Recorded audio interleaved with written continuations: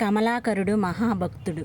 మోక్ష సాధన నిరంతరాయంగా చేస్తూ భగవంతునిపై భక్తితో సత్సంగాల మధ్య కాలం గడిపేవాడు. అతనికి భార్యా పిల్లలున్నారు. అతనికి చాలినంత సంపద ఉంది. భగవంతుని సాక్షాత్కారం ఎలా పొందాలి అని మోక్ష సిద్ధికై ఎప్పుడూ ఆలోచిస్తూ ఉండేవాడు. ఓ సన్యాసి కాశీ నుంచి రామేశ్వరం పోతూ దారిలో ఉన్న తమ ఊరికి ఒకరోజు రాగా ఆయన్ని కలిసి తన గోడు విన్నవించుకున్నాడు. మోక్షం పొందే మార్గం చెప్పమన్నాడు. ఆయన కమలాకరునితో నిస్వార్థంగా భగవంతుని కీర్తిస్తూ తపస్సు చెయ్యి, ముక్తి లభిస్తుంది అని చెప్పాడు. ఇంకేం, కమలాకరుడు సంసారాన్ని త్యజించి సమీపంలో ఉన్న అరణ్యానికి పోయి చిన్న కుటీరం నిర్మించుకొని అక్కడ దొరికే ఆకులలములు భుజిస్తూ తపస్సు చేయసాగాడు. ఊండ్లు గడిచినా అతనికి భగవత్ సాక్షాత్కారం లభించలేదు.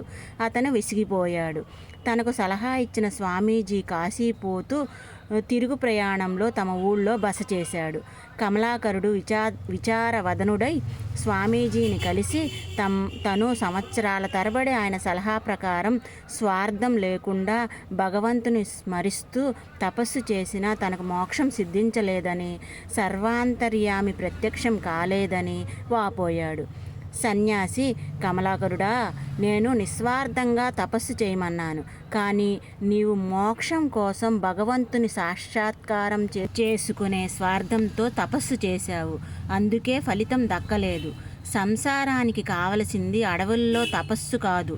సంసారం అనే కీకారణ్యాన్ని నిమిత్రమాత్రంగా దాటుతూ సంసార విధుల్ని, ధర్మాల్ని నిర్వహిస్తూ భక్తిభావంతో జీవిస్తే అదే మోక్షం. అంతకు మించిన మోక్షం మరేదీ ఉండబోదు అని ఆశీర్వదించి వెళ్ళిపోయాడు. కమలాకరుడు సంసారంలో లంపటాలు అంటని విధంగా కర్మలు చేస్తూ స్వార్థరహితుడై జీవిస్తూ భగవంతుని కృపకు పాత్రుడై మోక్షం పొందాడు.